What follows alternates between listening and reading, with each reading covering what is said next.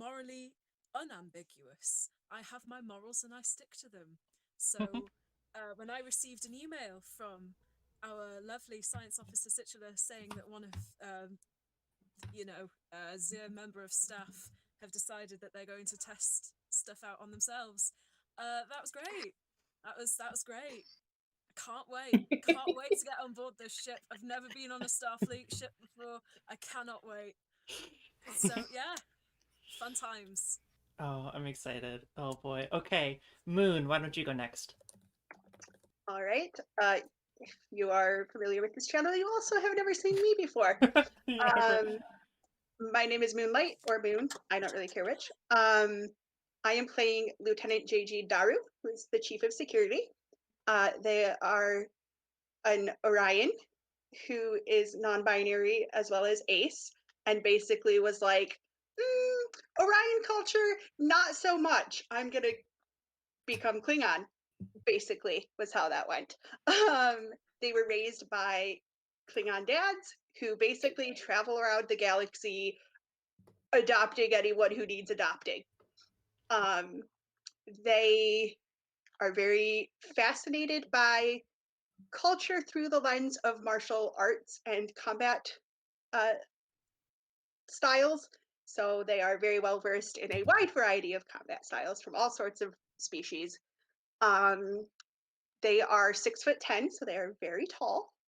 Dark green, sort of the emerald color skin with golden eyes, and basically always have their dichtak, the Klingon dagger, somewhere on their person. The captain is maybe not aware of that at the beginning. We'll see how long that lasts. Daru, what do you have? A knife! How many knives? No. And to be clear, it is the dichtag that their father gave to them when they took the assignment on this ship. Aww. And were like leaving home after 6 years of being back at Aw. home because of reasons that will come out in the story. Aw, that's so sweet. Okay, second to last, but second to not least. Let's Lexi. That's me. That was very masterful, Avery. I'm Lexi, and I'm playing Lieutenant Dave Evan Scott. I'm just a guy. I'm the ship's helmsman and executive officer, so I'm second in command of this Escher Stairs nightmare of code violations. And all Dave wants is for the ship to not crash and to be able to clock off on time from Delta shift just once. So, this ought to be interesting. I can make one of those things happen. Oh, I gotta pick though. Choose That's your gonna be poison. a hard one. And now, last but not least, Kai, our captain. Hello, I'm Kai. I will be playing Captain Obra Krijan, who is a human. They are, I want to say, probably the shortest member of this little group. And they have Wardenberg syndrome, which means they have complete heterochromia. One of their eyes is bright blue, the other one is brown. And they have a lock of white hair coming out. Just the other important thing about Wardenberg syndrome is that they are deaf. So they rely on adaptive technology, including whatever the Star Trek version of cochlear implants is. And I, the player, will be relying probably quite heavily on Moon for sign language.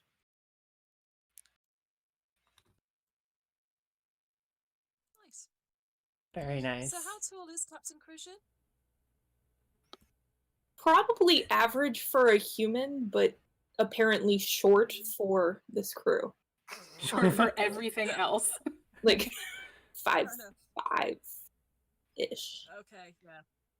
Fair enough. Yeah, I think- Fair enough. Kelpians are 7 feet, Yeah, at least. They're up there, averaging around 7 feet. yeah. As the tall person in my current living situation, I just want to not be the person who is asked to reach things on the top shelf. As the person who is usually the shortest in the living situation, no, you don't.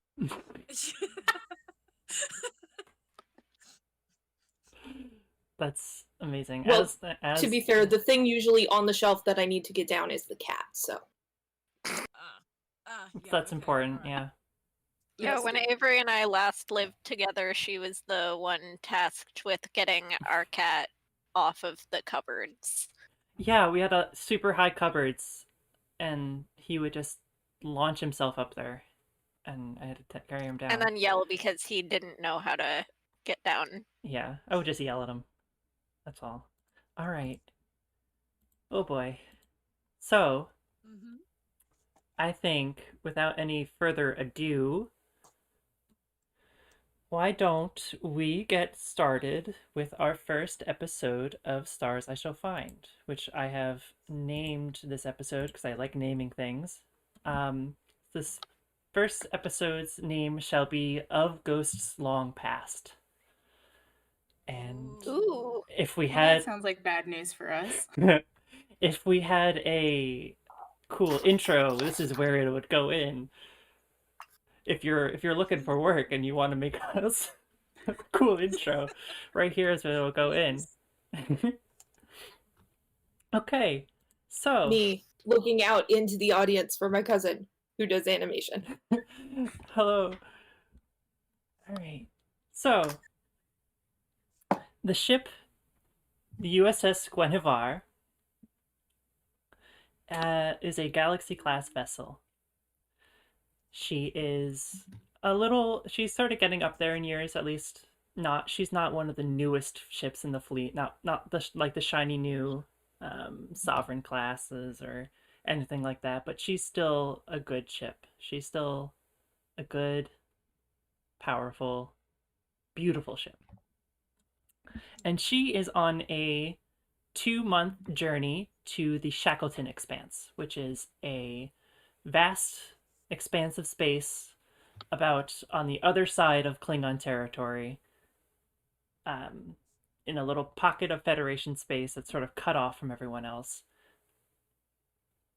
And this is where the USS Guinevere will be spending her and its crew will be spending their time exploring this widely unexplored expanse of space. It's been, I believe, 7 or 8 years since the Dominion War, which last took 5. We're in. The Battle of Cardassia was 2377, and you said it's 2382 now. Yes, so it is 5 years. My bad. Thank you for No, keeping me that's honest. okay, sorry. No, I sent out those emails saying the 5th anniversary is coming up soon. That's right. Guys, if you want to have a drink, you know. Yeah, that's right. I've been attempting to forget my service in the war, so. Mm. Mm. So yeah, so it's been 5 Sorry years. about that, Avery. It's okay. Sorry. It's okay. You helped me yell out because I would have gotten that wrong, and then people on the internet would have yelled at me. So Okay, alright. it's been So instead, you get yelled at in the moment. in the moment by Rue, Woo! all the way across the pond. By one We person love whose to face see you can it. see, so. Okay, so it's been 5 years since the Dominion War, which was a huge, like, almost galaxy-spanning war between the Federation, which is what our crew members are a part of, and the Dominion, which is the evil bad guy of the show, who lived way in across an expansive space, way across. We don't like him. Boo, boo, Dominion. But that's all over now. It was a devastating war, but that's all over now, and so Starfleet is turning its attention back to exploration. And so they took the USS Guinevere, a ship that spent most of its time within Federation space and actually served in Dominion War itself. They refitted it to handle deep space exploration, got a new crew, got a new captain, and shipped her off. So, it's 2 months of travel. It's going to be relatively uneventful travel. So what does everyone do to fill their time? Whoever wants to go first can go I'll jump first. in because I've been thinking about this a lot. I'll go first Okay. as the captain. Yeah, as the captain. Let's see. Our first shot of the show is just going to be panning up to where are we? So Obra's probably going to spend a lot of their time getting to know the various departments. It's a very science-heavy ship, so they'll be spending time observing a lot of the laboratories as they're setting up for experiments that will be running over the course of the trip. They're trying to get to know people. There's over 1,000 people on board the ship. It's a lot. They'll be spending time on rotating through all 4 shifts to try and get to know the bridge crew that works each of the shifts.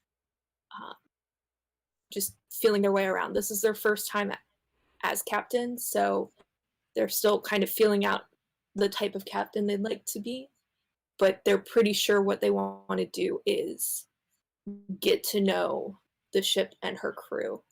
So they'll be spending a lot of time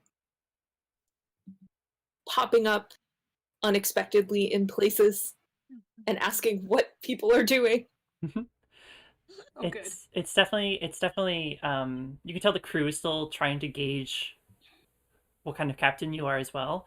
A lot of times, anytime you enter like a laboratory, like an ensign will see you and pop up and go like, "Oh, sir," like it's like, "Sir," and then you ask them what they're doing. They're like, "Just some diagnostics, sir," and they like overuse the word "sir" because they don't know what to use.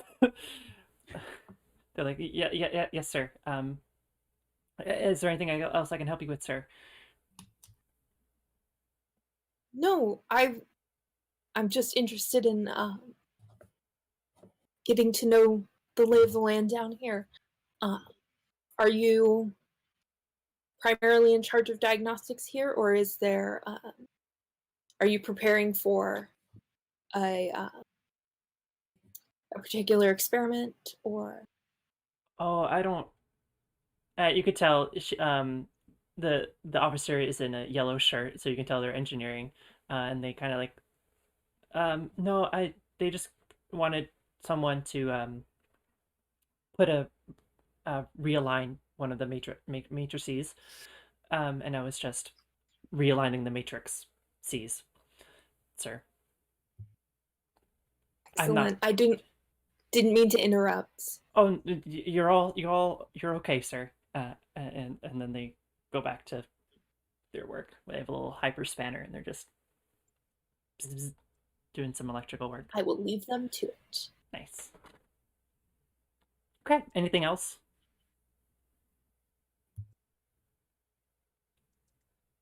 Depending on what everyone else does, hopefully not.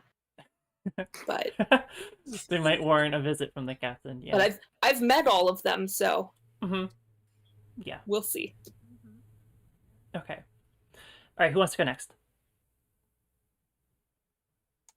I'm running down protocol checklists. My job is the XO, and it's my job as the only one who knows where the protocol checklists are. So I'm just running around to various, not even running, I'm just wandering around with a clipboard. Like with an actual pen and a piece of paper, because I'm like, I've had a pad crash on me way too many damn times to do this 4th time over again.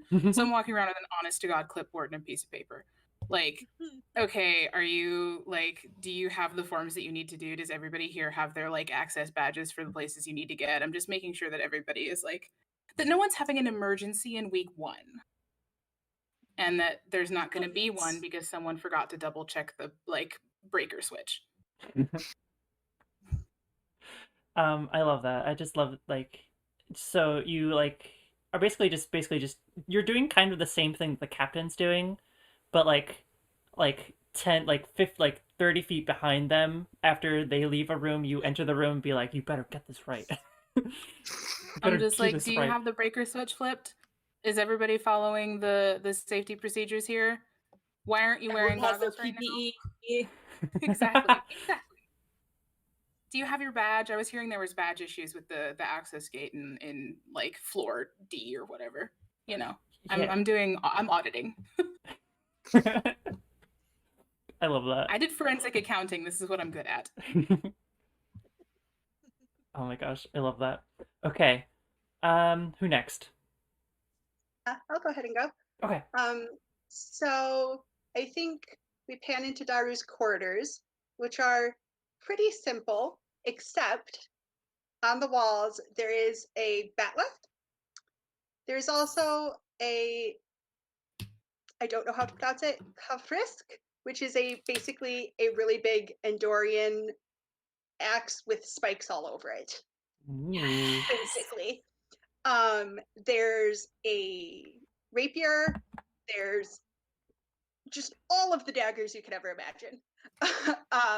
In all styles. Some of them have carved handles, some of them are fairly simple and more utilitarian. And then you shift to sort of the middle of the room where Daru is like quite elaborately over the top, reading, complete with voices and acting out in costumes, an excerpt of The Wizard of Oz, which they are then going to send to their little sister. Oh. So I think and sort of throughout the rest of the 2 months, because obviously that's not the only thing they do for 2 months, taking walks with the Admiral, offering to teach people like basic self-defense, getting to know the security team, making sure the security team is up to their pretty intensely high standard of like, you know how to defend yourself and other people, and you know how to find exits in any situation, etc. So I think that's most of their month. Oh man. You are doing one of your recordings of Wizard of Oz, and sometimes it's you're really feeling it, and at the middle of one particular scene, how are you reading it? Are you reading it through a pad? I would assume. Yeah, so like pad is set up here where I can see it, and then camera is set up here. Okay. Sort of thing. Yeah. As you're as you're recording, you get a heavy nudge on your thigh as the Admiral, like seemingly wanting for more attention, just bumps into you, and those like slightly dulled tusks just bumps into you, goes They will just computer stop recording, and we'll just plop on the floor and just cuddle roughhouse with the Admiral, who, for context, is a puppy targ. It's a puppy targ. There we go. Targs are Spacing for the context. Spacing for the context. You'll get any we're gonna Yeah. I was content with going this entire show without giving any context, like Yep. let people just guess at what the hell I we're know, talking I about. wish I had done that. Yeah, so a puppy targ is a Klingon, basically a big beefy Klingon dog. Pig dog. With tusks. Dog with And tusks. very sharp teeth. Very sharp teeth. They are intense. They are very Klingon, if you know what a Klingon is. They're very Klingon. It looks like a cross between a dog and a wild boar. Pretty much. I Nice. decided basically they're popular pets on Kronos because if you can manage to tame one without losing a limb, you're doing well. Yeah. Hey. Yeah, so yeah, you get a brief interruption, but it's obviously a welcome interruption from the Admiral. All right, who's next? Situla, do you want to go, or you? I can go. I'm Situla- still percolating, honestly. I hadn't thought this Fair. far ahead. No, it's okay. It's okay. Go ahead, Situla. Where are you? What are we Situla, doing? I guess we pan in on their lab, and Situla is putting the finishing touches on a write-up of everything Z learned about a strange organism Z encountered on their previous mission. to send back to like whoever the science authorities are that you send your research to. I don't know. I like to imagine that this wasn't solicited at all. They're just about to get to like all like email that they don't understand where it came from. They're just like, someone sent us fan mail at the Institute. Yeah. Absolutely. There is the Daystrom Institute, which is not Starfleet, I don't believe. But it is one of the most like renowned science institutes of the Federation. It's like unsolicited journal submissions. You're just sending everybody this like dissertation level. Yes. Situla just wants to get it out there before Z disappears into the Shackleton Expanse for 5 years.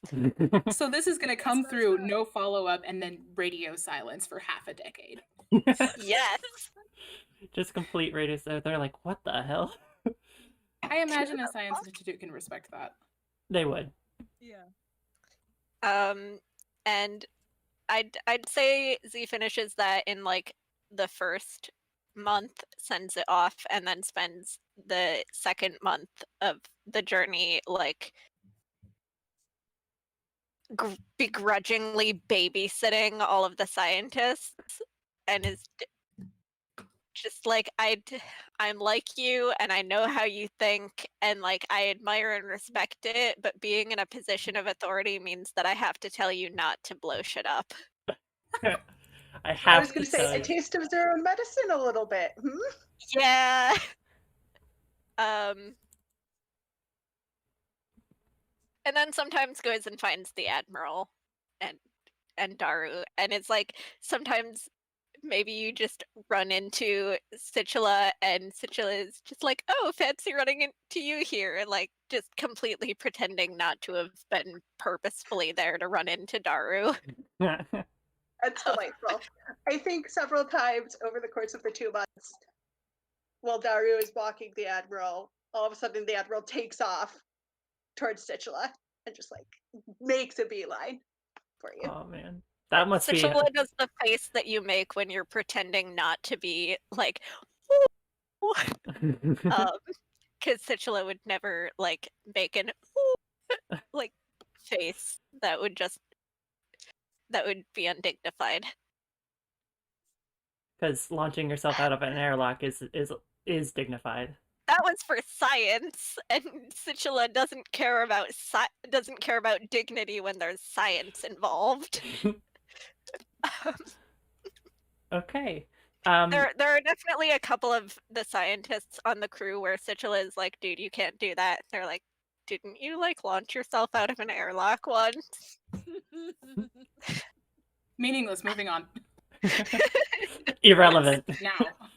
Yes, but now I'm the chief science officer, so we don't do that anymore.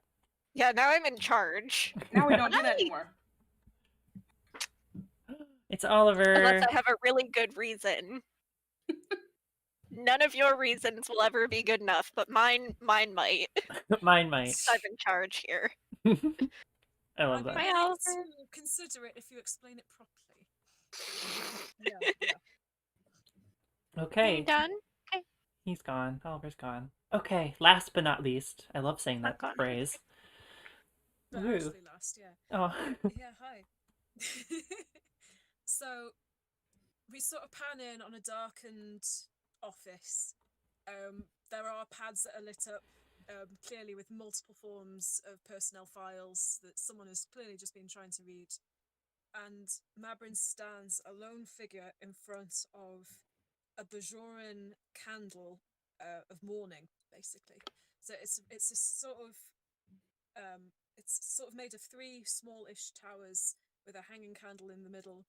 And as she lights it, the camera sort of turns and you see 2 pictures. One to a Klingon, these very big burly Klingon, and then the next picture is a rather ginger Bajoran young woman. So she's sort of muttering a Bajoran prayer under her breath as she does that. And it's a sort of pan over to the date, and you can kind of tell it's the 5th anniversary of the Battle of Cardassia. We're placing this in time here. And then it's just a case of frantically going around the crew, 1,000 strong, of checkups, of just overseeing and just double checking, triple checking that everyone is okay. I know, well, and she knows that she has the staff in order to do that for her, really. But she just kind of just send me the files just in case of anything that pings that just looks interesting, and we'll make sure we'll keep an eye on it. If any of Situla's lackeys decide to do anything too drastic this month, let me know. You do get a couple of visits. A nurse comes to you at one point. I'm pulling from the list. Hang on. A human ensign, Nurse Elodie Montiliet. She comes up to you a little frazzled, and she says, sir, there's a patient here. Well, I think you should. Everything all right? Yes. It's just it's Dr. Olive St. Pierre. Okay. I'll be there with you. Right. I recognise the name. I think that was one that was on Situla's list that Zir sent me. So, begrudgingly, gets out of her chair and follows Ensign Montilgay out.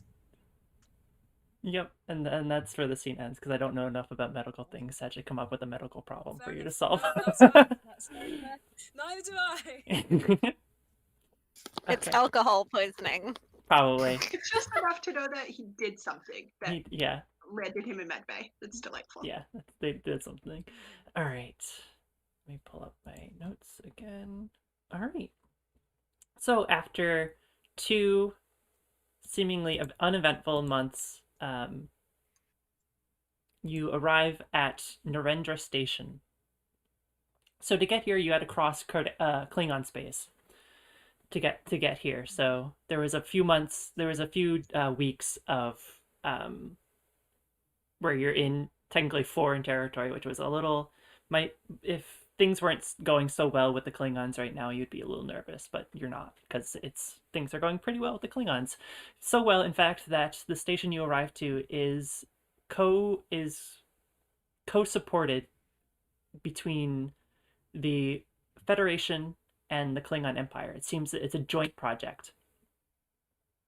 So Narendra Station, also known as Starbase 364, is an outpost here, basically a stopping point into the Shackleton Expanse.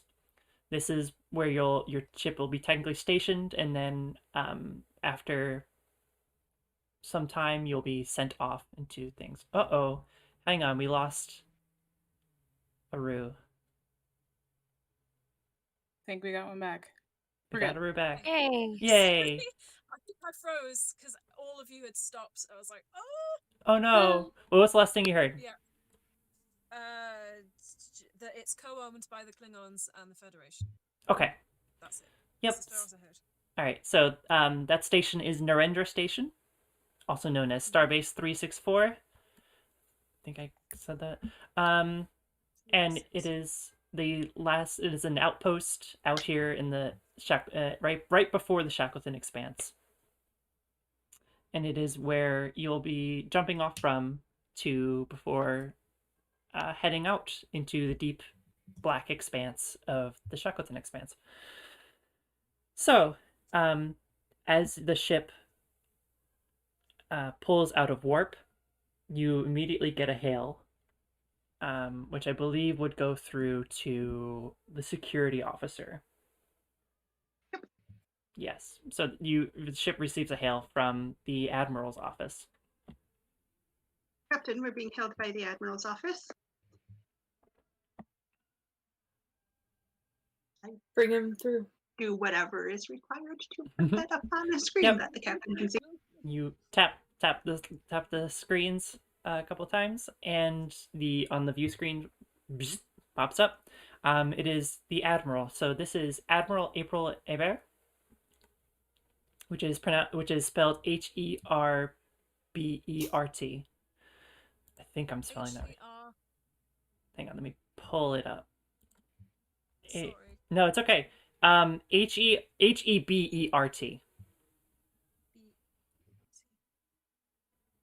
Hebert. Is that French? Yes, it is. How dare you? I did not make this NPC. This NPC was pre-made for me.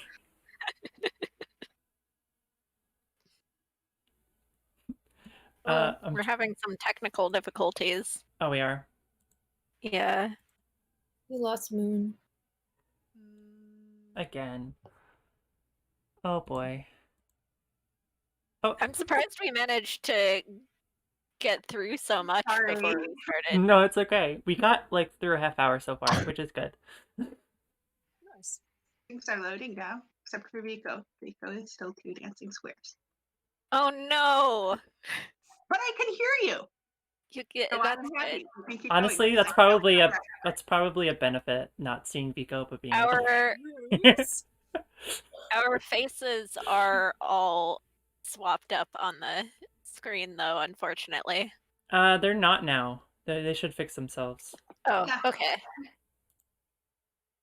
I think so. Yeah. It's because the stream is on delay. Mm-hmm. So Yeah, it's back to normal on my screen. So. Normal to listen. welcome to technical difficulties. The stream. The stream. The movie. All right. As we all know, Star Trek movies have been historically good. Every single one. Mm. Mm. What if technical difficulties are our version of a lens flare? Just pop them in there. It's not. Just There's too blinding many me. lens flares. We do not want that many technical difficulties. I'm going to vote no on that one. Yeah. Hard no on that one. All right. Back to it. That's interesting. My mouse cursor's disappeared, but I can still... Oh. That's so weird. All right. Anyway, you pull up... So, sorry, the Admiral's face comes up on screen. And I'm trying to remember how she looks, but she looks like a seasoned veteran. I believe she's So of... tired. You could definitely tell there's definitely lines underneath her, sort of darkish skin. You can tell she's probably of maybe human. She's human, of Indian descent. And she looks at you and gives you a curt smile and a nod. She says, "Captain, welcome. Admiral? Welcome to the Shackleton Expanse. We've been expecting you."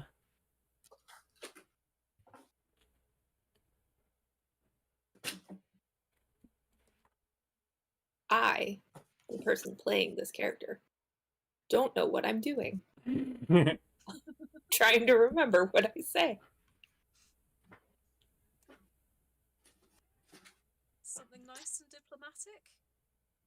Yeah, something along the lines of permission to come aboard, but that's not quite. Permission to What dock, I'm I actually think, would be the accurate thing. Requesting clearance to dock? You are all clear Sounds for good. dock. I will meet you at the... Oh my gosh. Now I'm forgetting words. It's the word, like, at the airlock. I'll meet you at the airlock. I expect your first officer to be there as well. Absolutely. And the call ends. And you slowly dock up against the sides of the station. The station is circular mostly. It's got like a little dome shape to it with a long little spout at the bottom extending down.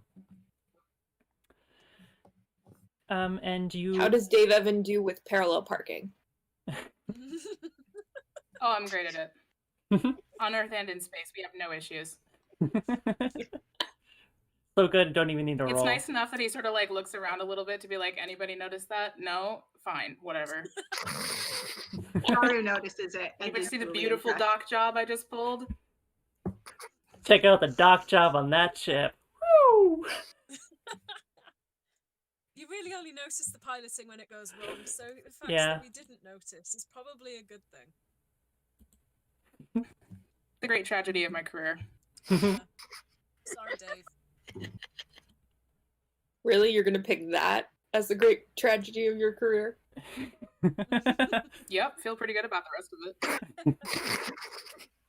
So we cut to just outside the airlock with the captain and the first officer stepping out, and Admiral Aber and her Vulcan assistant standing beside her, and she has her arms crossed behind her back, and she has her Admiralty uniform on, all decked out in pips.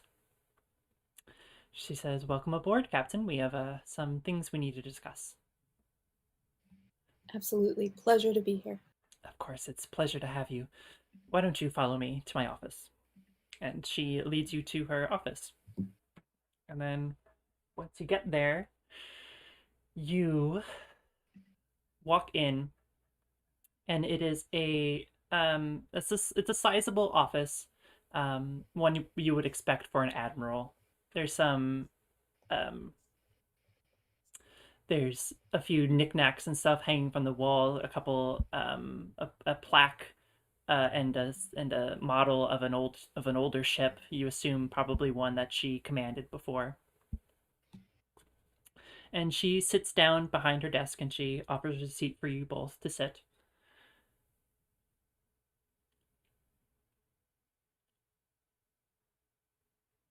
We'll sit down and kind of angle the chair a little bit so that I can see both.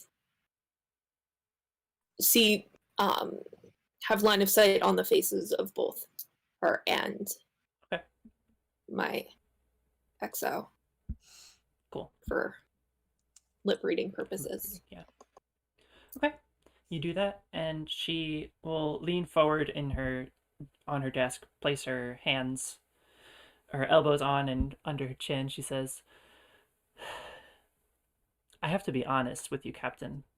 When I first heard that we were getting assigned another big ship to monitor the Shackleton Expanse with us and explore, well, I was both nervous and excited. See, nervous because with more people there comes more problems.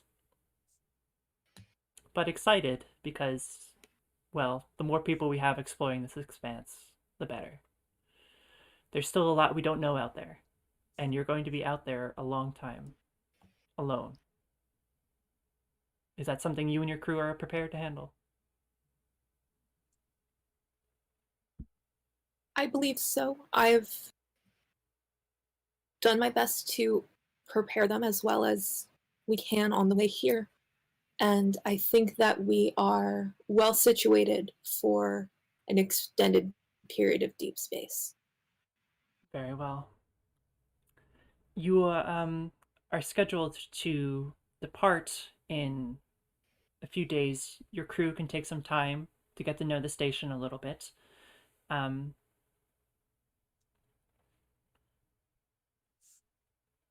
Avery's thinking of things to say. In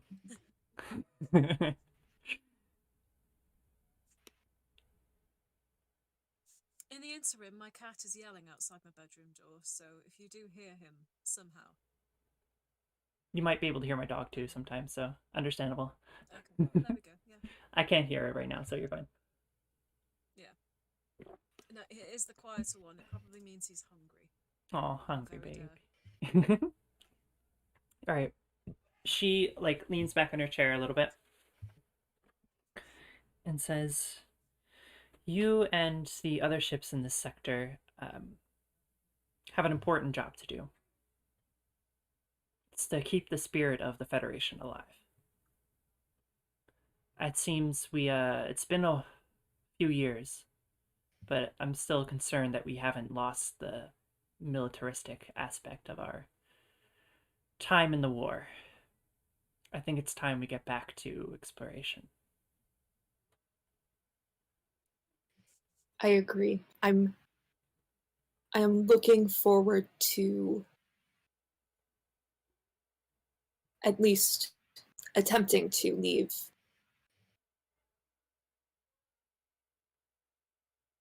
the militaristic parts of my previous tours back in Federation space. I can understand that. I felt the same way when I got back out here.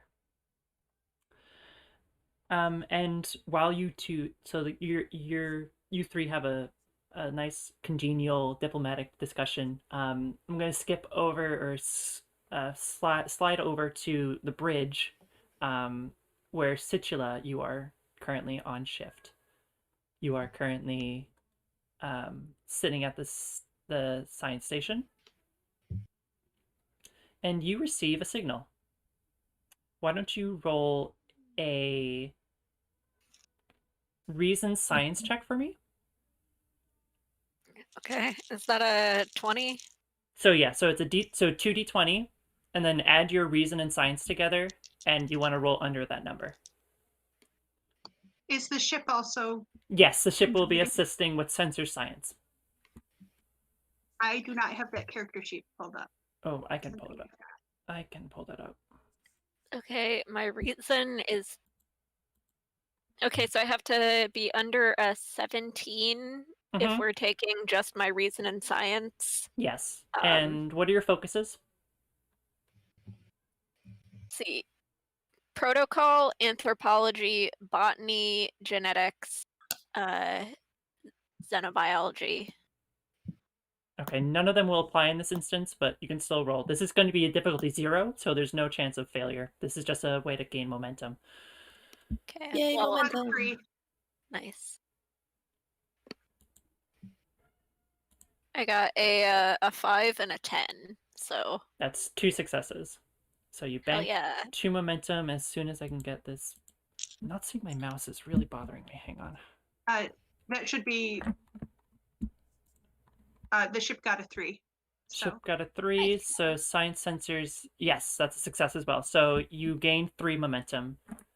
So okay.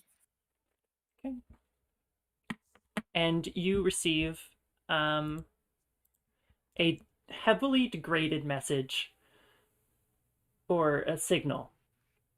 And working through it, at first it initially comes through as like muffled like background radiation, just like muffled, almost like you like put a microphone up to a sun and turned up the volume and just let the noise go. And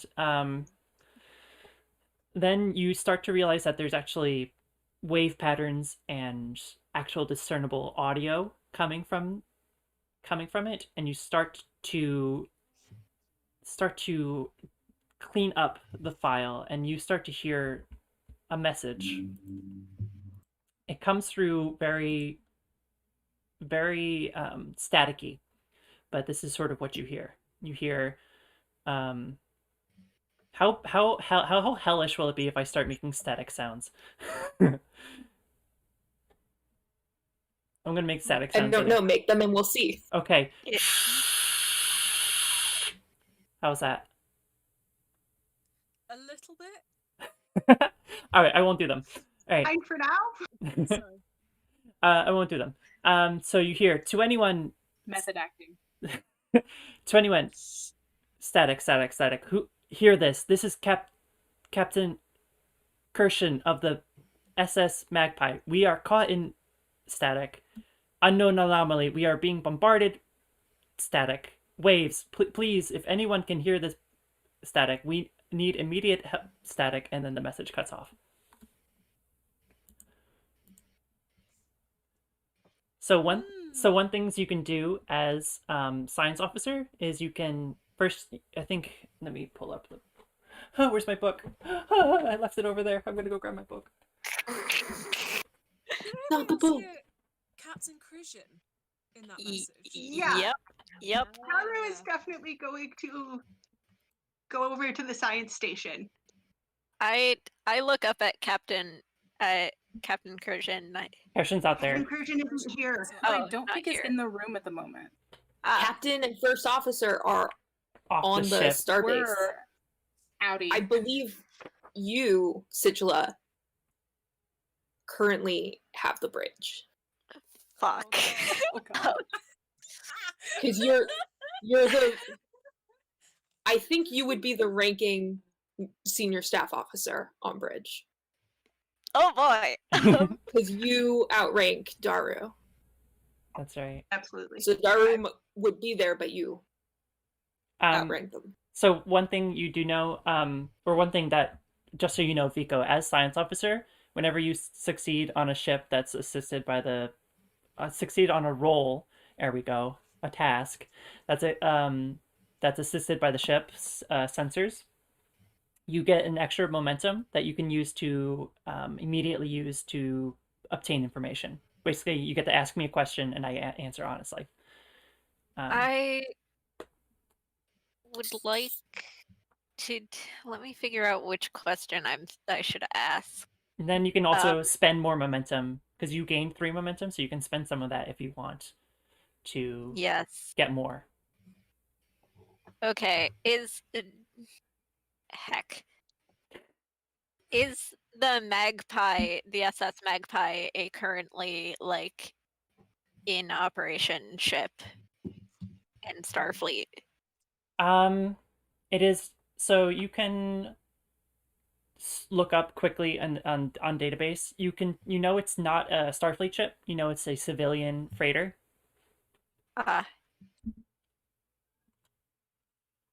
And Okay. it is currently it last left Narendra Station heading for the Lithea system, depositing some personnel and supplies and cargo. And how long ago was that? They left probably about 4 days ago. Okay. I want to try to figure out where the signal is coming from. Okay. Like, yes. I would like to be doing something simultaneously. Okay. I would like to be finding as much information as I can about the captain of the Magpie. Okay. Yes. So you can definitely look it up. I think this is I think the reason why, because I named this character before, I think, or I did not think about naming it. So their name is Kershen. So Kershen. Kershen, not Krishan. Oh Christ. And Daru will Okay. then communicate to Situla. It's not anything temporal related. Just have to have a very similar name to our captain. Okay. How There was disappointed definitely- is Situla that it's not time travel? A little. A I was little gonna say the bit. Magpie is not on my backstory, No.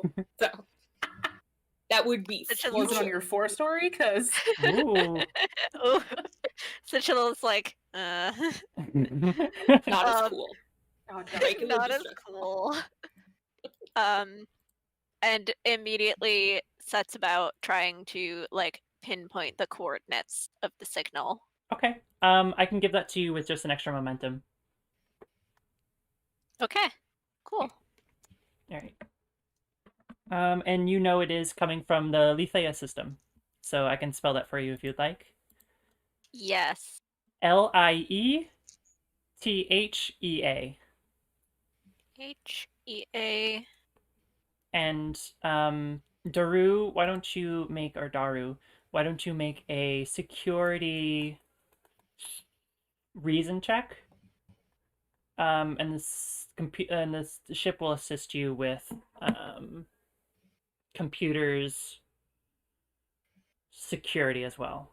So if someone wants to roll for the ship, so whenever you make a roll on the ship will assist you.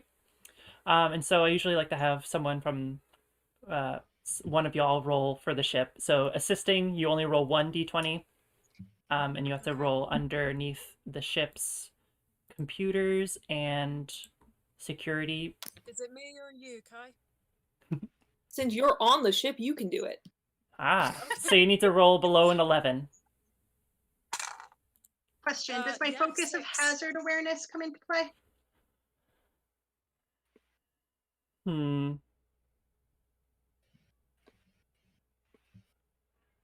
rolled a 6, so we're fine. Okay, so we got 1. Yes, I'll say yes. Okay, 3 from me. 3, so that's 4 total successes. So, oh, and it was a difficult. I'm gonna put that as difficulty 1. So, put you back up. Sorry, I also like keeping track of momentum for you, just because I like to have things organized. Anyway, so you quickly uncover. What are you looking for specifically? I was just looking for the name, like information on the captain to figure out if it was time shenanigans. Okay. Because I think through the static, Daru heard Christian. the name incorrectly and was like, "Oh, what?" And like immediately went to the computer and Yeah. tried to figure it. So yeah, so Oh, you know Captain Kirshen, which I should probably change, but I've already said the name out loud, so I can't change it. Kershwin. Gershwin. There we go. Win. Gershwin. There we go. I think it spices things up. It makes you really listen. Makes you really gotta listen. Keeps us on our toes. Yeah. So Captain Kirshen is currently the captain of the SS Magpie. He was here last on the station 4 days ago, when the ship left the station. You reading up on his file, there's not much. He's a Federation citizen. So and he's not part of Starfleet, so you can't get his Starfleet file on it, so you can't really get too much. So Just not the same person as my captain. not the same person as your word I was captain. looking for. Absolutely no relation. Okay. Is there anything else you wanted? My captain. Captain, no, my captain. Contenders for episode titles. I I think maybe I should write that down just in case. Hang on. My captain, not my captain. I definitely tap my comm badge. Those are still in use, right? Yeah. Yes. Yeah. That's how it was. That's how things happen in DS9. I tap my comm badge and go, Captain Obra Christian. We Do I have. hear, What was that guy? does that connect when I'm on base from the ship? Yeah, it'll connect easily. You're in a Federation starbase. It'll connect easily. Yeah, you're in mid conversation with the admiral when you hear chirp from your comm badge. Go ahead. This is Lieutenant Sichula. We've just received an emergency distress signal from the civilian SS Magpie. I've narrowed down the location to the Liathea system. I will look up at the admiral. Yeah, she's giving you a furrowed brow and a concerned face. The Magpie left here 4 days ago. Are there known issues in the Liathea system? The Thea system there's a new colony there. Liathea 5 is an archaeological Ooh. dig site there. Just started a few months ago. Captain, where are you asking? I was just wondering if it's common to receive distress signals from the Liathea system. Not common at all. In fact, very rare. Would you like Admiral, me to have... Sorry, go ahead. Admiral, are they someone you can contact from your office? Would you be able to open a line to them here? I'm afraid the delay will be too far. We can try, but the delay and the anomalies in the expanse might be difficult. And if it's a distress signal, I don't want to take any chances. I'm sorry, Captain. I know I said I would give you some days off, but it seems I might have to put you straight into work. Absolutely. I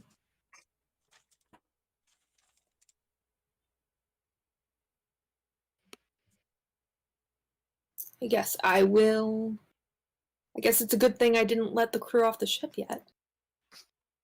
Indeed. Try to make contact with them first, and then if you can't, head directly there. Will do. And then I will get back to Situla.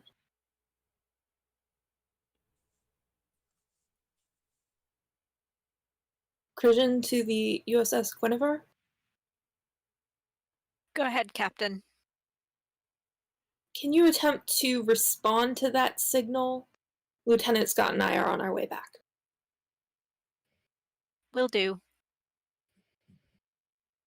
Then, because communications are not my forte, I turn and I like wave over a comms officer to help me. Okay. Do we have one of those yet? We don't have a comms officer. Yeah, I was going to say our list is mostly blue right now. Yeah, we have like a huge spreadsheet of characters, and we got mostly blue. So I'm gonna make one up. Most of whom were made by Rue. Well, Rue has populated like the entirety of medical already. It's great. Not the entirety. Almost. Hang on, I'm just It's pulling- almost Yeah, the so 100 odd people they needed. 90 are medical staff. Listen, I made the cook, and I've got my yeoman. That's all I need. Priorities. I made some scientists. I Okay. made Dave. I did make one medical Dave. officer. To be fair. You can wave a comms officer, or you can ask Daru maybe to send it, because Daru would probably be in charge of comms as well. Oh, and I would probably know that. Yes, you would, as acting as the in charge of the Also bridge. being friends into the academy. Yeah. Probably. Comms and security are both operations, so they wear the same colors. That's right. Hey. So yeah, I Lovely turn mustard. to Daru and say, Junior Lieutenant Daru Udrach, You should I almost pronounce got it it right? correct this time. I'm very impressed, Lieutenant. Let me do over. Mulligan. Take two. Starting over. Junior Lieutenant Daru Udrag, if you would assist me in attempting to contact the magpie. There is a mild rolling of the eyes Mhm. at the mispronunciation of the last name. Say, of course, Lieutenant. And we'll go to their their console and start Okay. trying to get the ship. Let's see what to roll. Let me pull up a little sheet here. We gotta save the proper pronunciation of the name for like The a last big episode. scene. Yeah. The last episode. Or like really serious moments. All A right. dramatic death scene. Or what Ooh. would be even funnier is for all of the not serious moments. That's is right. what you pronounce. Yeah. Daru's always like, you got it right? What's going on? In the serious moment is when it's Lieutenant Uwu. Ooh. Ooh. All right. Daru, why don't you roll me a control security check? And the ship will And be. I made this character really heavily good at unarmed combat. I don't think any of my focuses apply to this. No. And the ship will assist with with communications engineering. Okay. So I'll tell you what you need to roll under.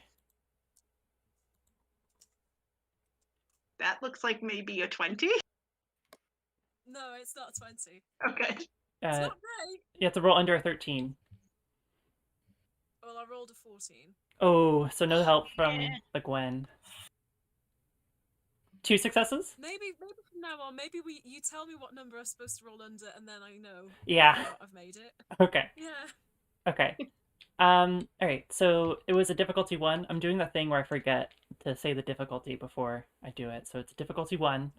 So you succeed and you gain a momentum. there is you send a hail out. You send through the subspace relays. The very few that are out here, but you send one out. You know it's going to take a few moments for a reply if there is going to be a reply. It's going to be on a heavy delay. And after a minute, 5 minutes, there's no response. And you know the hail went through. You don't know if it made. You don't know if it. You know it was sent to its destination. You don't know whether it was received or not. So we don't have our red receipts on? No. Magpie does not have their red receipts on, no. We left a Darn. voicemail, but we don't know if they've listened to it yet. Yeah. Yeah. I'm afraid this probably doesn't bode well for the Magpie, Lieutenant. We should likely prepare to set off right away. Agreed. At what point did Dave, Evan, and I get back? We can say right now. The Awesome. turbolift door is open, and the captain and the first officer step out. Captain, I attempted to reach them and there was no reply. Well, I was planning on giving some shore leave before we set out into the expanse, but it looks like we'll have to take a rain check on that.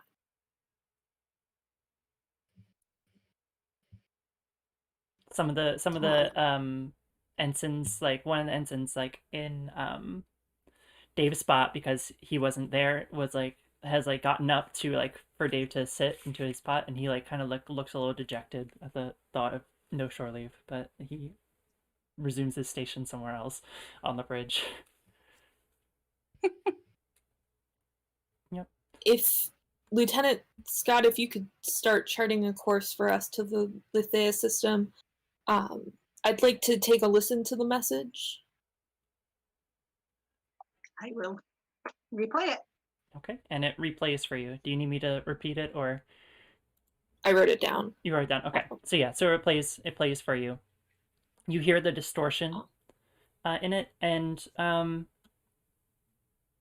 actually, because of your implants, I'm gonna give you some information. Actually, I was gonna say I have a thing.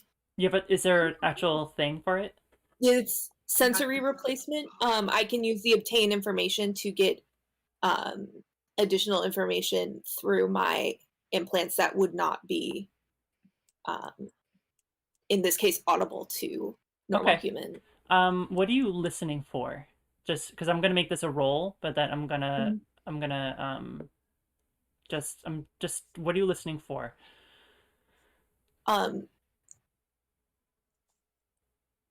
I'm specifically listening for anything that tells me what we're flying into. Okay. If it's a weather system, if it's a meteor shower, if it's a attack Right. from another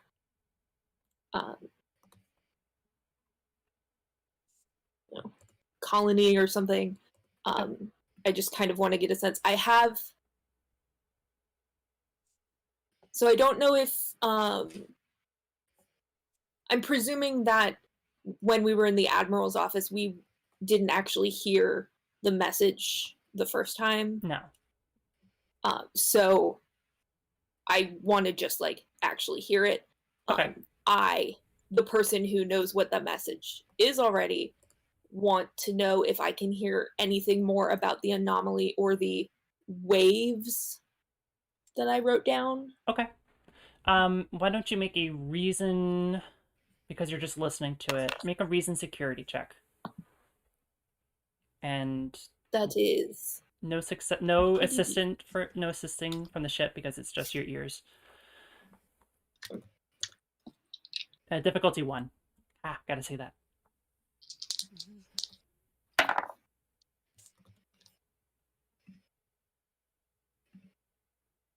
So I have 1 success Okay.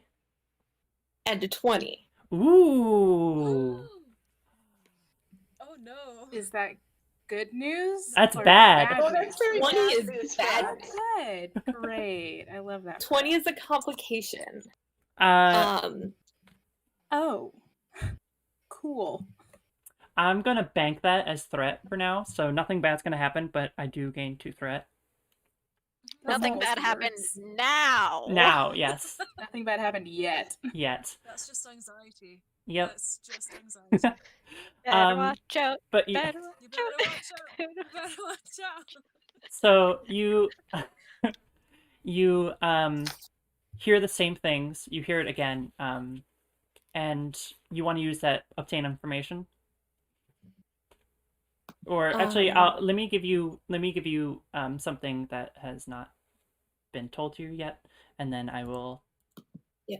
So I have the what's it called? The talent up here. It says the character gains the artificial sense trait, which can be used normally. Right. In addition, when using the obtain information momentum spend, they may ask questions or be given information not normally available with organic senses. Okay.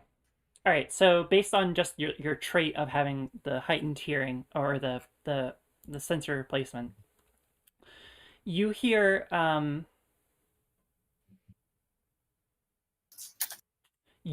distortion coming through.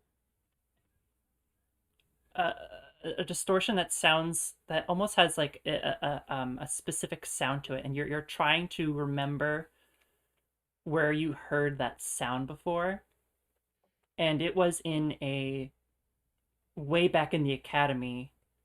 It was the sound you heard that no one else could hear. The sound of a specific type of radiation. And you're searching your brain to remember what it was, and you like pull up a just tap some buttons on the screen to like pull up a few like instances of radiation waves, sounds of radiation, and you hear one of them known as triolic waves.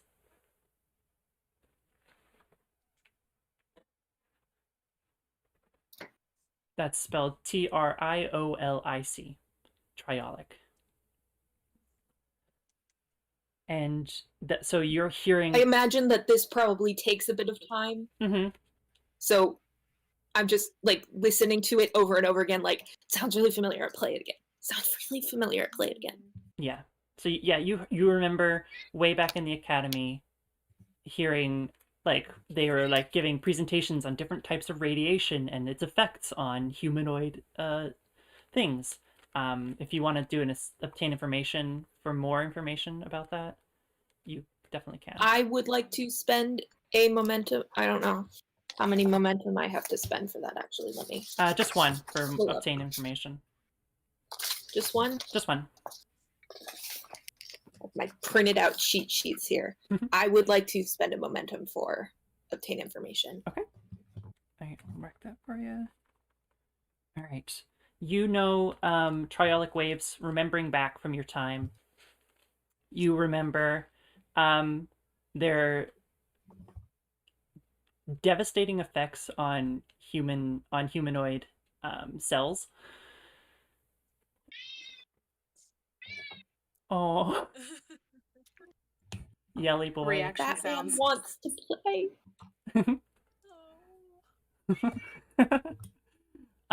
You know that they prolonged exposure leads to degradation of cells and overall not great things. They're used by very few species. Quick question: when was Obra in the academy? Like years wise? Oh, jeez.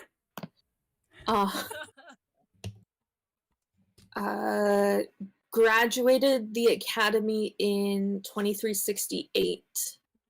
I don't know if it would have been covered in command school. No, it probably wouldn't have. It was Okay. like your Is this like a basic science class. Yeah. So continuing 23 captain's 68. education Yeah. seminar? Be careful of So- triolic waves. So it's like 20 years ago. Wow. Yeah. So 14. then that's all the information you get. You know that they're not used by many species because of their effects. They're a byproduct of energy sources.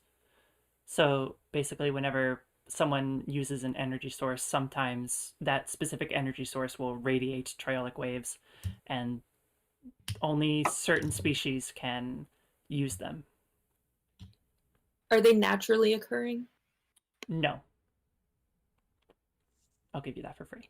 I'd imagine that as I'm like charting our course for wherever it is we're aiming towards at the moment on the ship, probably at some point like haven't heard the captain say anything in a minute or two, and just sort of like turn around and look at them and just try and, because you're probably sitting there going over like, what are you describe what you're doing, Captain?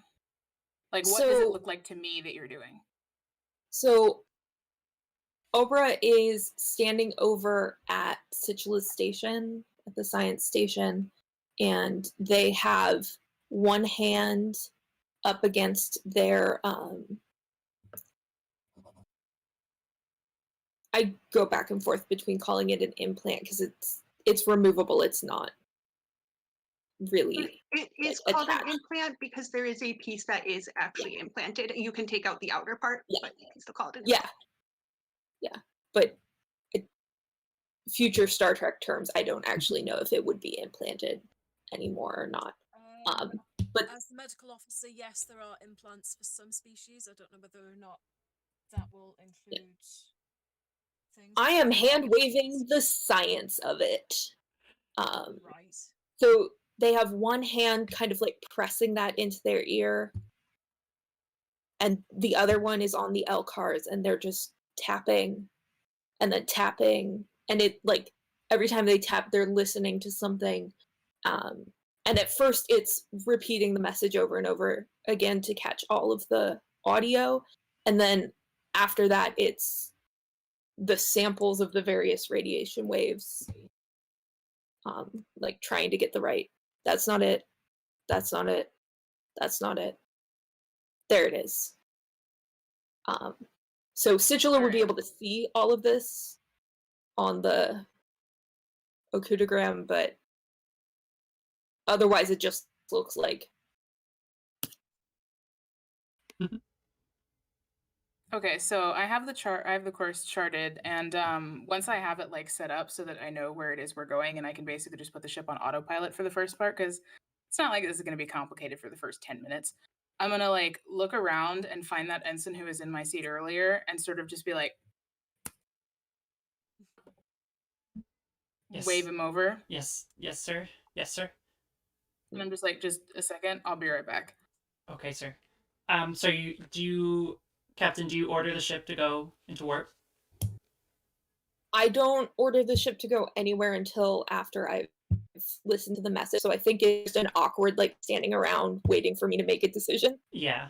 Okay. Right, which is, so I've sat this person down just because I feel like I'm just twitchy about leaving the seat empty. There's really nothing for him to even do. Yeah, he's just So sitting it's there just like, just come sit here in the hot seat and Actually, don't bitch Keep about it warm for me. And so I'm like gonna pop over, just like stand not over the captain's shoulder because that feels rude, but just close enough that I'm like very obviously in eyesight and be like, just stand there and wait. And Is it really obvious to the people not on the bridge that something may be happening? We're just sat at a starbase. you have got sat at the How big of a starbase, response? and you haven't had the all clear to leave yet. So, and it's I been think- a little bit. So, if you want to be in the scene, I think I might. I mean, I'll give it another like 10 minutes or something. It might just be that they're just organizing something or other with the. with paperwork and that, yeah, you know, the first officer likes paperwork, so yeah. Yeah, exactly. Exactly. It's true, I do. So I feel like though, for a good excuse for you to be here, Mabrin, I is don't mind not playing. It's just I'm just like. No, well, I do think it would be something where I'm just sort of looking around and like, okay, something clearly is not all a-okay here. And if whatever it is we're walking into is something the captain's gathering information on, because I know a thinking face, and that's a thinking face. Maybe this is something our CMO wants to get read in on. So I think I will probably have sent like a text message or like whatever. I just said that like an alien, a text message, a message of text. This isn't like a voice recording or anything, just a text to the CMO being like, potential medical briefing information shortly. Just keeping everybody on the same page, because if there's something you're going to need to know, that could come up, because that's a thinking face and it's not a good one. So I think after a couple of minutes of awkward silence, I'll kind of turn to Dave Evan and say, if you want to let everyone know that we will be heading out shortly, I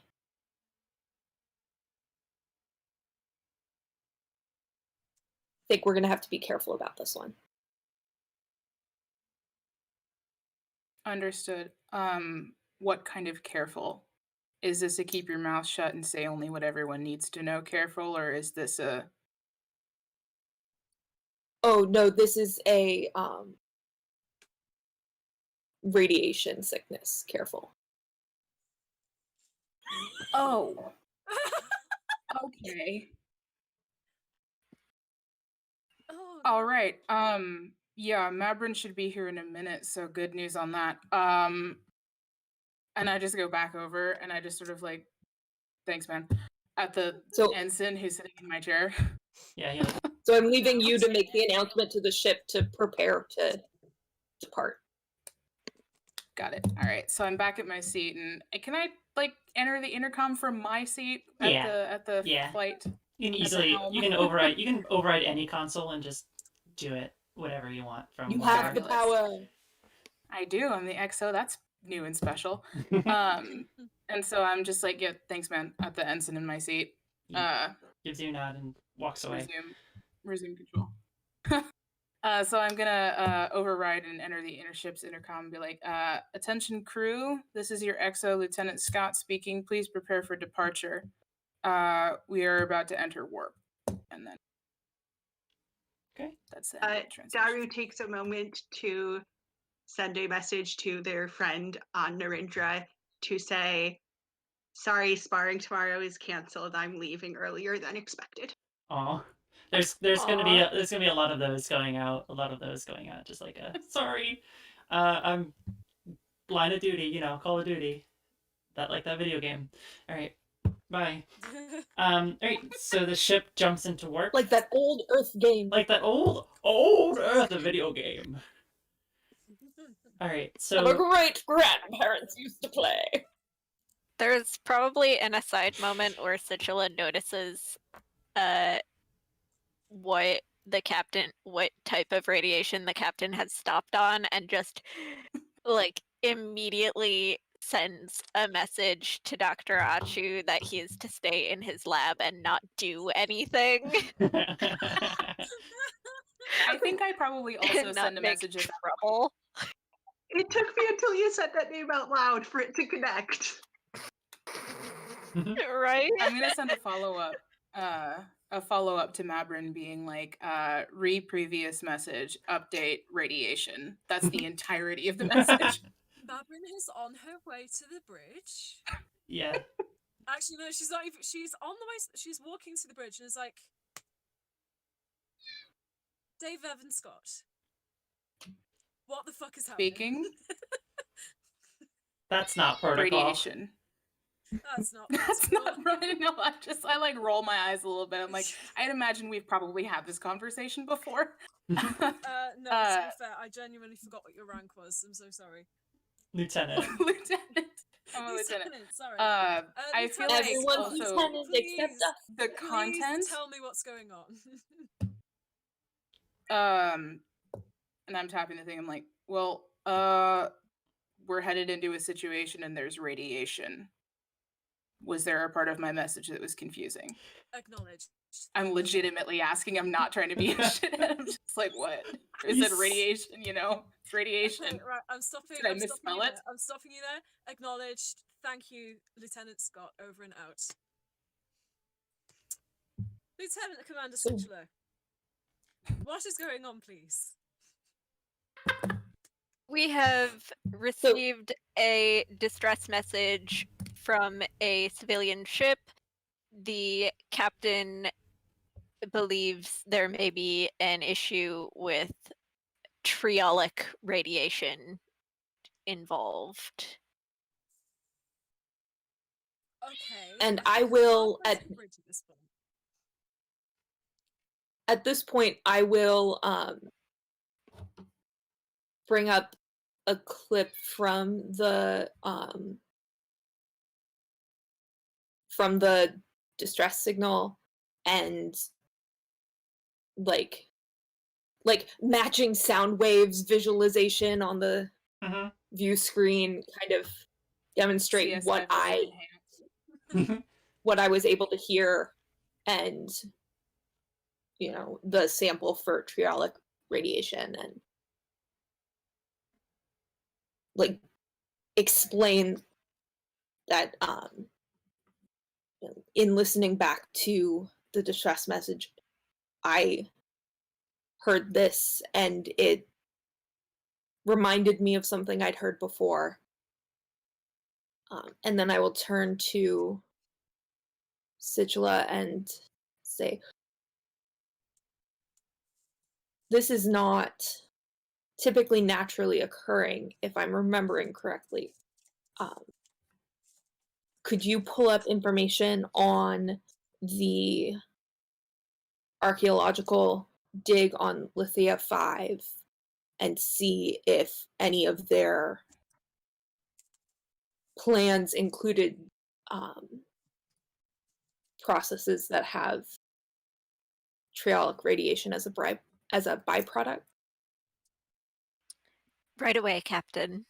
And I turn. I don't know how much information Starfleet would have on that, but I'm gonna try and look it up anyway. Yeah, it's a Federation colony, so there should be at least some information.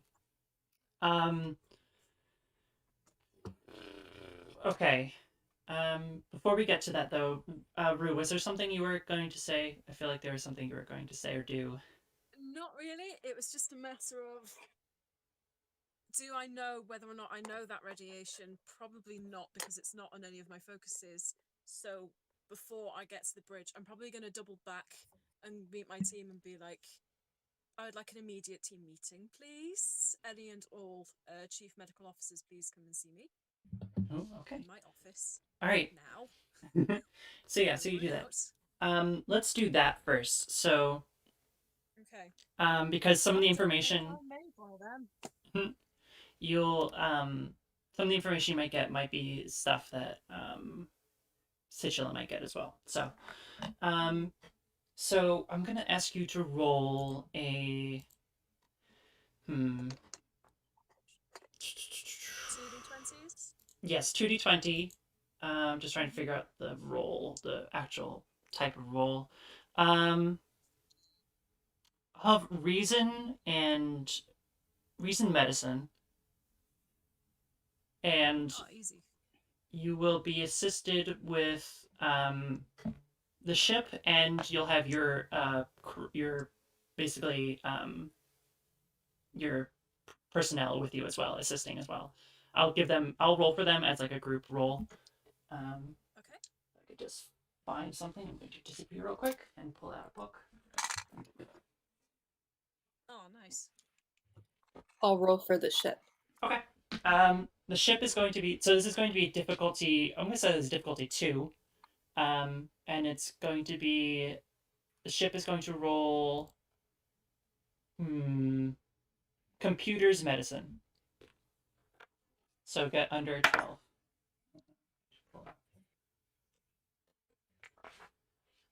Okay. Well, my reason and medicine is a 15, and I've rolled a 3 and a 14. Okay, so those are both successes. So that's 2, and then how did the ship do?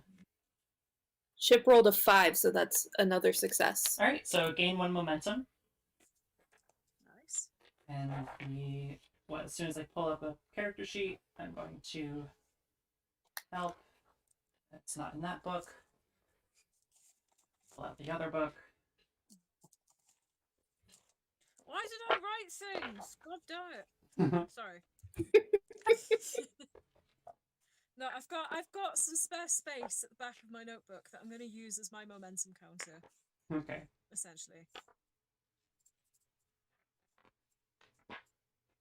Sure, let's go with this one. All right. That's a 6. Also assisting with reason medicine. Yep, okay, so that's gain another momentum. Oh, 2 momentum. Yep. Nice. Where did I put my pencil? Why do I put things down and then they just disappear? Whatever. That's the ADHD, baby. I found another pencil. I was gonna say GM's curse, but also that. But also ADHD. All right. ADHD. All right. So, here's what you so what are you looking for specifically? Like you're just asking and like figuring out what trialic radiation does and is. Yep. All right. What is the expected effects? Can we counter it? Do we have the we're assuming we have the gear to counter it. Oh yeah. What would it look like? Would we need to quarantine people if we come into contact with them? Do we need full biohazard suits? What have you? It's nothing like that. It's prolonged exposure. It's only dangerous in prolonged exposure. So if you stay in one place for too long with it around, that's when it'll start to break down the cell walls. You do know that there is a few species that can survive it. Most notably, they have a certain cellular structure that also makes them good at shape shifting. Ah, okay. Someone who's seen too much Deep Space Nine.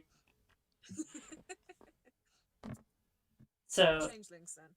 well, you don't know. There could be other. There could be other ones. I don't know. So yeah. So creatures that are known for shapeshifting are able to resist the effects of trialic energy, and so therefore would probably be the most likely species to use it, if any species use it at all. Its effects generally it's a lot like most other radiation poisonings, where it is nausea first, and then eventually just more. I'm trying to remember what actual radiation poisoning is like, but whatever actual radiation poisoning is like, that's how it is.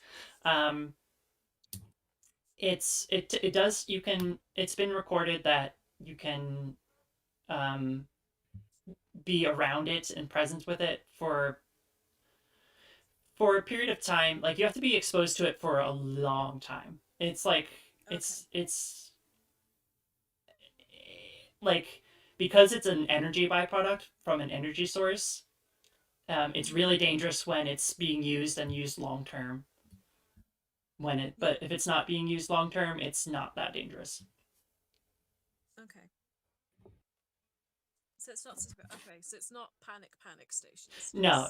It's more of a that's weird, and we shouldn't hang out here for too long. No. Okay. Because it's definitely not a common radiation. It's definitely rare. Not common. Would any of us know who can make it? I'm gonna ask for a momentum spend for that. Yeah. Okay. No problem. Yeah, right. Go for it. Okay. So you know specifically one instance of using it, of a species that uses it, known as the Davidians. Davidians. So hang on, let me spell it. Devidian. Davidians. They are they had an encounter with the USS Enterprise D in about 12 years ago, wherein they used triolic energy to create temporal distortions to travel back in time.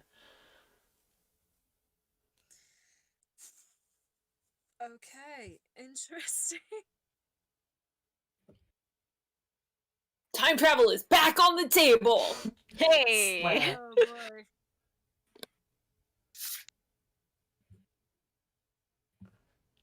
Situla just wants weird shit to be happening. Weird shit is already happening. We're in space. Yeah. It's already weird enough. Oh God. Okay, so I'm gonna hover. I am going to go up to the bridge, and I am gonna hover because I want to know what's going on as chief medical officer. If we do need to get people on board and get them away, I would quite like to know about it. Okay. So I'm just gonna hover. Yeah. So you just the turbo lift doors open, and out comes the chief medical officer in a medical coat and uniform. Gonna look back and just give a quick like, and then turn around back to what I'm doing. Hello everyone, don't mind me. Just gonna hover back. Excellent. Mm-hmm. So we are on our way to Lithia 5, which Okay. is host of a new colony with an archaeological dig, according to the Admiral. We've received a distress signal from a civilian supply ship that was on its way there with personnel and supplies. Right. And do we know how big the USS Magpie is? Like, how many staff would be on board? That's something you can easily look up, so I'll give it to you. It's got a crew of about 50. Okay. Good to know. And it's mostly cargo. Okay.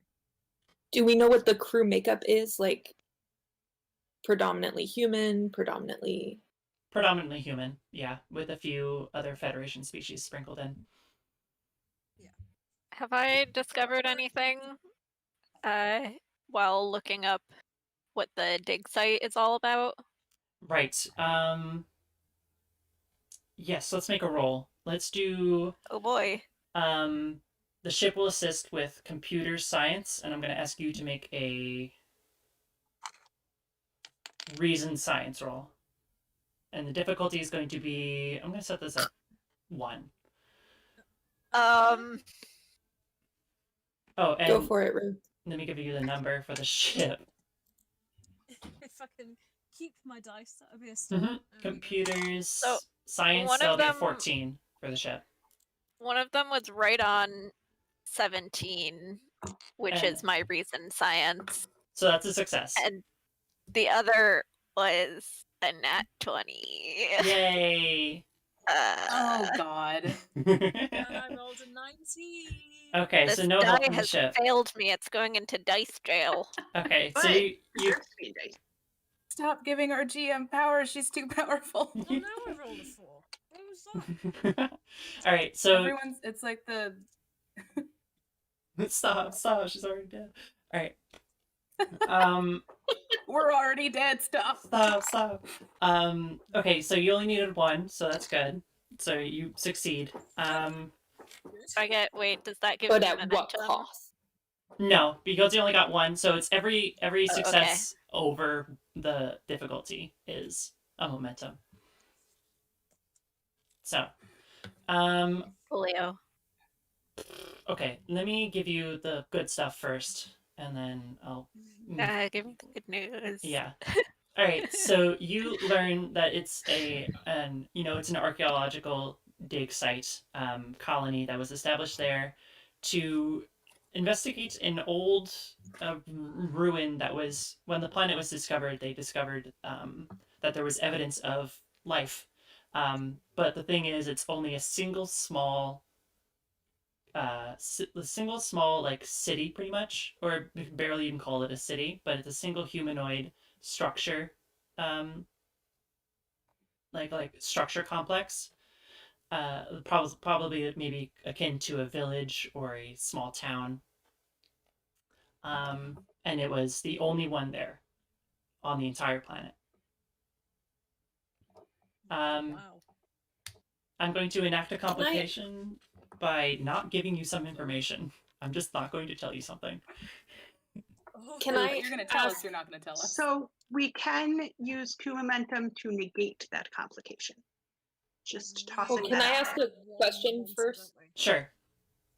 Just a question that I assume we would have access to this information. What class planet is it? Oh, it's an M class. Okay. I did succeed while being assisted by the ship. Right? Yes. The ship didn't get a thing. But you still was assisted. So you can get So a free. I do get to obtain information. That's true. That's true. Nice. And the question Okay. is, what information are you not telling us? Yeah, what are you hiding? What do you want me to just? I was going to say what anomalies are in the area, but Oh, that's Sure. a good point too. Whatever question you want to ask, you only get one. Or unless you want to spend more. If I ask what you're It's hiding, not my question, you will go you for tell it. me, or I mean, I'll tell you that I'm hiding something. but you won't? What are you Okay. hiding? Information. What? Kai had a good one. So, like, what What anomalies anomalies are in the area? have been recorded in the area or are in the area? When you say the area, do you mean the immediate solar system or the planet itself? The solar system, because I guess we didn't like narrow down that the Magpie was at specifically Lythia 5. We just know that it's in the Lythia system. So Right. Okay. we know that it was on its way there, so I am headed hoping there. to intercept it.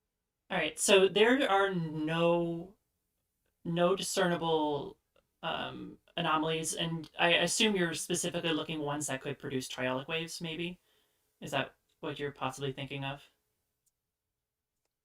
Probably. yes, but also no. I'm personally casting a wide net just Okay. in case the triolic waves are a like red herring. Okay.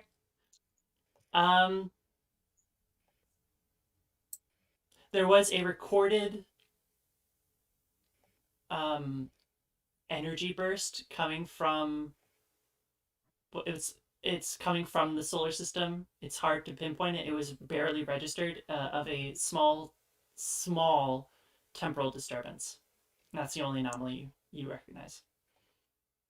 And it was recorded. About 5 days ago. Well, that's convenient. We know triolic waves can be used to cause temporal disturbances. So I guess I immediately turned to the captain and informed them of this.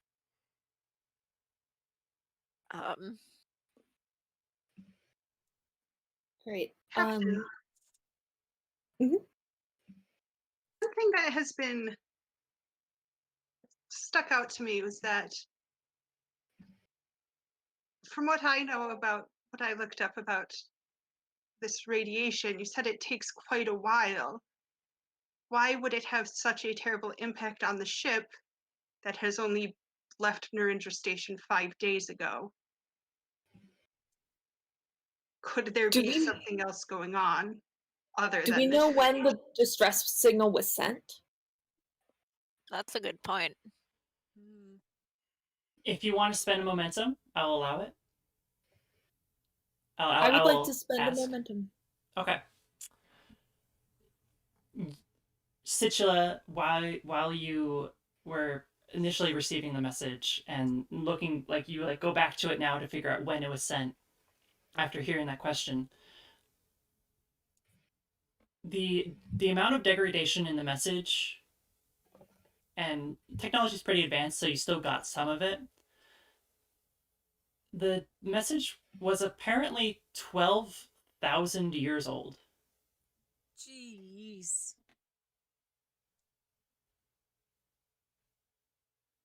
Ugh. Oh boy. Oh no. What was the episode title again? Of ghosts long past. Ghost log past. Okay, so maybe I don't need to prep the medical bay then. Just- So I'm just gonna talk out loud for a second. So the recorded energy burst of a small temporal disturbance was 5 days ago. 5 days ago. And the magpie left Narendra 4 days ago? 4 days ago. And you know, you would know this, it's about a 4 days travel to there. To the system. Yeah. Okay. So they would be arriving right about now. Do we have any additional... So the recorded temporal disturbance, we just know that it was a recorded temporal disturbance. We don't know more details. There was a temporal phase variance, which was about 0.004. I'll write that down.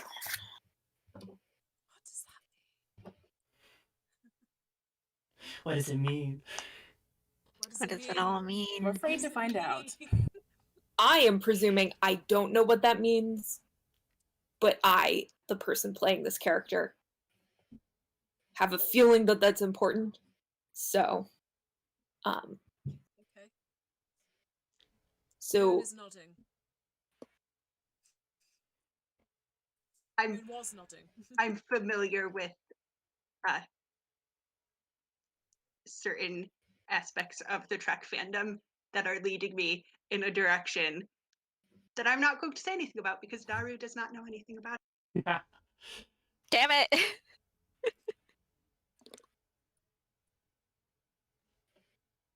Time fuckery. That's what we're Time dealing with. Time fuckery.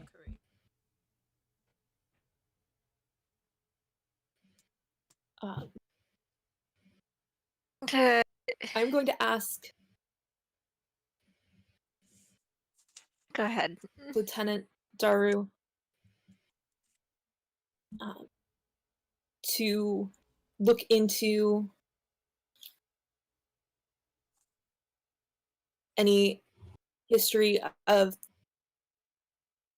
experiences with triolic radiation and temporal disturbances and how we might be able to counter or survive that, if there's preparations that we can make as a ship, if we need to do anything special with our shields or with, protective equipment, anything like that. I'm gonna task you with countering that kind of interference, or preparing us to withstand it. Because the message sounds wrong. We would like to not go back 1,200 years ourselves, if we can help it. Yeah, that'd be nice. 12,000. Yeah, 12,000, right. 12,000 years. Sichula is like, it would be fascinating. But That's I not feel fair. like I would miss have my a mom. radar. I feel like I have a radar somehow to whenever Sichula says the word fascinating, I whip around and I'm like, absolutely not. It's like the opposite. Whatever of you're Spock doing, you better not Vulcan be. And then I'm back to fascinating. what I'm doing. And anytime, it doesn't even care if I'm in earshot. Sichula says the word fascinating somewhere on the ship, and I'm like, wake up. It's and like whenever cold your sweat cat in is the middle of the quiet night. for just a little too long.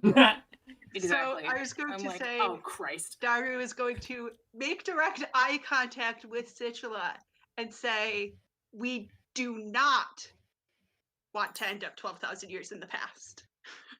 No. Sichula is And I just No. point, like, No. Situla is making the most offended face. Like, No. I wouldn't chance it if we had no sure way of coming back. Is there like What an do you insight check take I me can do? for? Can I do an insight check in this campaign? There is. Insight check for science officer. Situla wouldn't. Situla can I do a wouldn't bullshit because 12,000 years in the past, there's no one Z could brag to about all of the cool shit they found out about. Granted. Except the other people on enough. the ship who would probably immediately kill her. So Probably not be in a listening mood. No. No. So Z wouldn't be That's able like to serious. brag on their That's old like crew. Profit thing came through the wormhole. No, I'm not going through that. The prophets haven't established themselves in my quadrant yet. 12,000 years ago. I am not going to that blinking blasphemous part of space. You got another thing coming. Like the Celestial Temple's not even open yet. It's not open yet. It's not I even am there going yet. So 12,000 do I need years. to make a roll for this, presumably? Yeah, why don't you roll me a security, reason security check.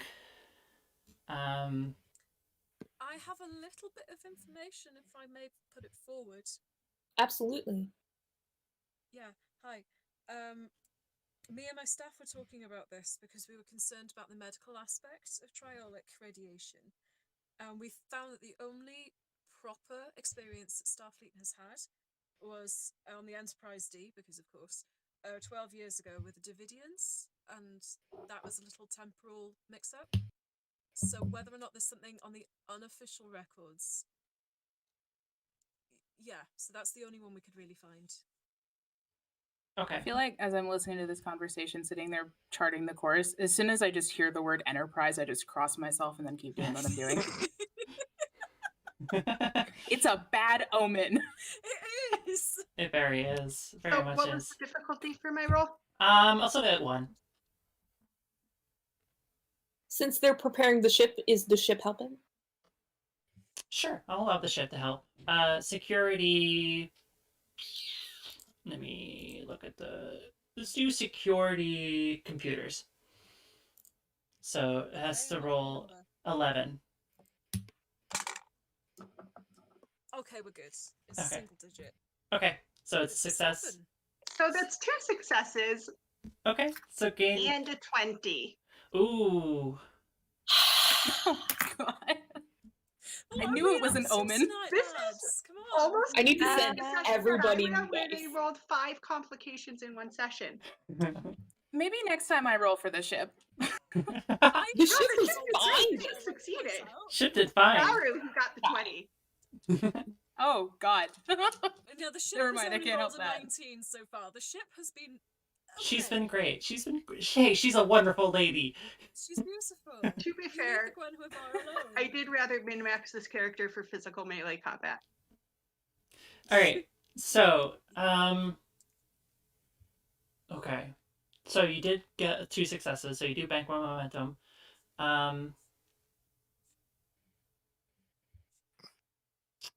Yeah. So you do recall. So you search the database for everything about triolic waves and temporal disturbances and all that, and you get the same information that I gave to Mabrin about the effects of triolic waves and our past interactions with them, and Can I coordinate with engineering to see what we can do about our shields, how we can sort of protect ourselves from temporal wibbly wobbliness? Okay.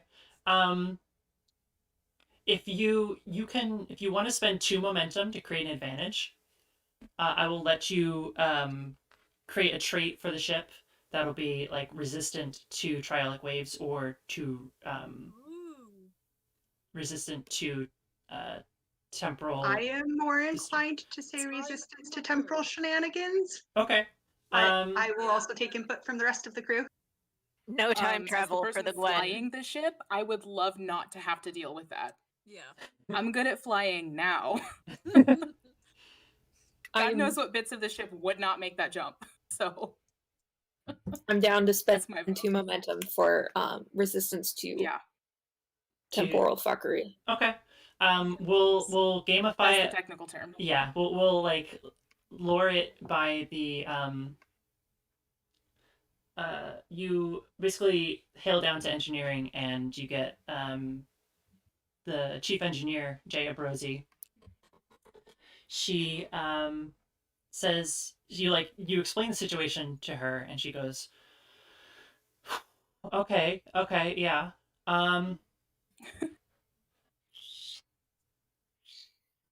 If we realign the shield emitters to match the temporal phase variance, then we could probably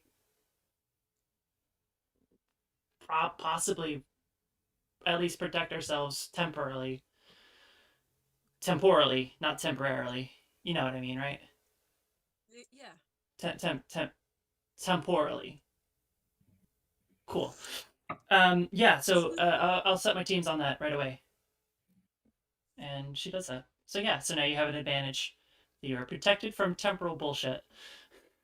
Yay. Beautiful. All right. I thought the official term was fuckery. Fuckery, whatever. Temporal fuckery, I think the captain said Specifically. Well, it's an advantage, so it's resistance, not immunity. Yes. So bullshit is the lower level and fuckery, is Oh, it's a grade above. Okay, I get it. And technical term. Fuck is the highest level.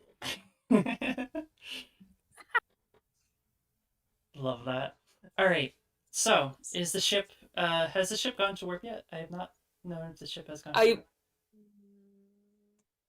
Let's put the ship in warp. Okay. It's- So, I thought this was all like us unparalleled parking and okay, yeah. So so you're undocking. So yeah, you get a message from. It's gorgeous, by the way. Yeah, it's beautiful. You get an all clear from the station, and what warp speed are you going at? Oh, this kind of seems important, so my vote is a lot as the driver of this boat. The max None of she those can go words is were the 9. right words. I don't think I would go As the driver of this boat, I say, yeah.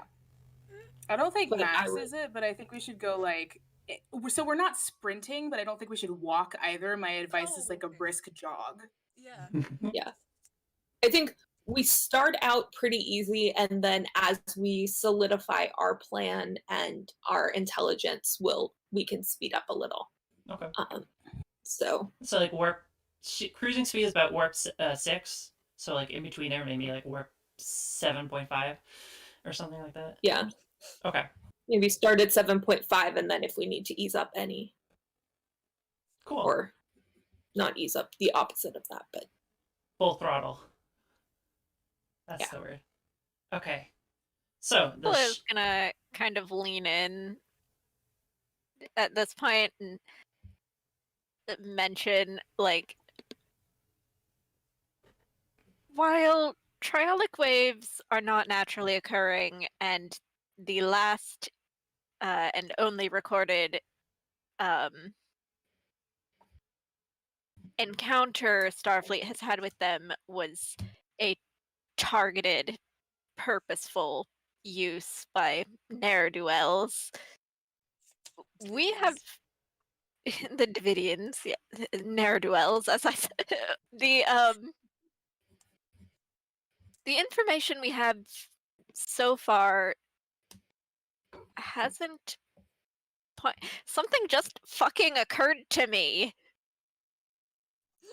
Please tell me you said that in character. Yes. Yeah, something just. So, as I'm speaking, yes, something. Lieutenant. And I turn back and I am immediately looking up how old the settlement on Lythia 5 is. Okay, you can. I'll allow a momentum spend to get that information. Okay. What do you think it is? 12,000 years. You are correct. It is approximately 12,000 years old. Great, we're in a paradox. Um.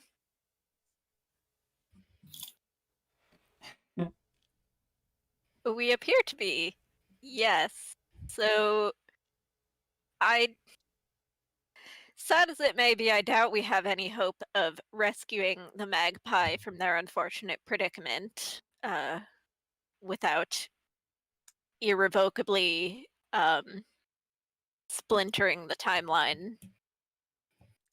But at the very least, we should find the culprits. If there are any, we have no way of knowing if this was a purposeful attack or an accident of some sort, and ensure that it doesn't happen again. Well, Lieutenant, it would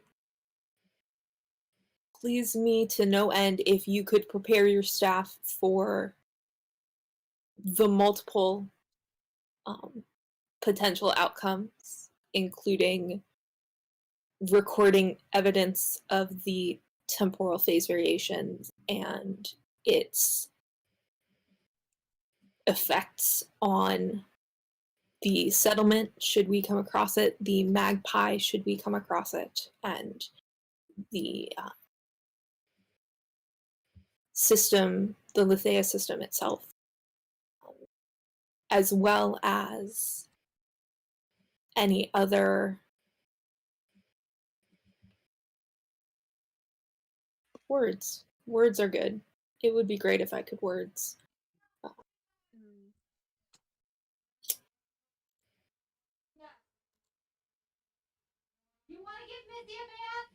As well as any other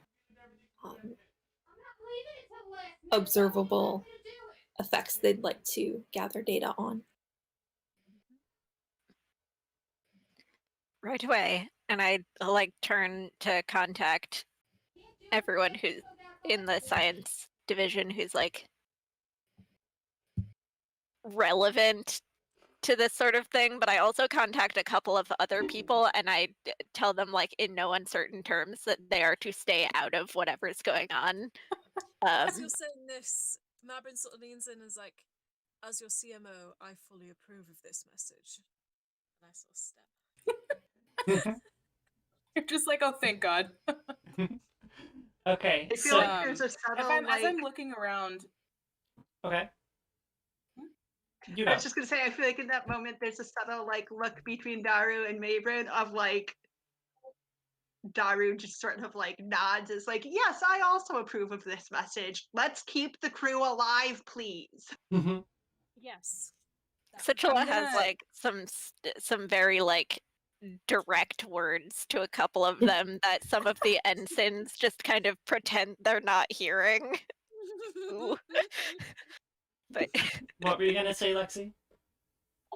I'm just gonna look around the bridge, and no, you're good. Is anybody just how does everybody seem to be taking this? Is there anybody on the bridge who looks freaked out, or does everybody seem chill, or does anybody look like they're about to lose it a little? So the way the bridge is set up, there's two kind of two piloting consoles, and the one across from you, the ensign sitting there in a red command uniform as well, is thrumming her fingers against the Elcars very nervously, and you could tell she's trying to keep it together because it's a big responsibility to be on the bridge, but she's still actually nervous because oh no, we're doing stuff now. And also, people keep saying scary phrases like time fuckery. Yeah. So I'm just gonna sort of look up and get this kid's attention and just be like, Yeah. Make sure she sees me. Yes, sir. And my kid brother's favorite movie is Groundhog Day. I've seen it about 400 times. We're gonna be fine. Maybe not an example of a time traveling movie. Thank you, sir. And she just like now she just I'm looks just like, I more. have nothing better reassuring to say to this person. She I'm just just looks like, more everything's confused gonna now be than alright. than concerned. She looks more confused than concerned, but See? It worked. it worked. It helped. So yeah, so the ship successfully undocks and pulls out, and the nacelles of the ship glow bright and zips into warp. And I think that is going to be where we're going to end it for tonight. I think this is a good 2 hour session. I think that's good for us. I think that's how I want to keep it sessions at. It's about 2 hours. It's a nice manageable length. Yeah. So, next episode, we'll arrive at the Lethea system and get to investigate all the things that happened there. All right. Thank you so much for watching. Thank you so much for tuning in and enjoying this fun Star Trek jaunt through the stars. I think next week, next Tuesday at 7 p.m., we're going to have another episode. Yay. Which I'm very excited for. I am just tickled pink about how y'all reacted to all the things that are happening, and we haven't even gotten to the actual colony yet. So My favorite part was everyone ganging up on Situla. yeah. I just Thank you, Avery. Thank you. For this. A little God bit. bless her, thank you. I've just been picking out bits. I think my favourite thing was, as the driver of this boat, I'd like to be at warp a lot. Thank you, Lexi. Thank you for that. Oh, Thank you. Captain, As the not our driver of captain. this boat- yes. All right. Thank you so much for watching. We'll see you next time. Bye-bye. Thank you, Avery. Thank you. Bye.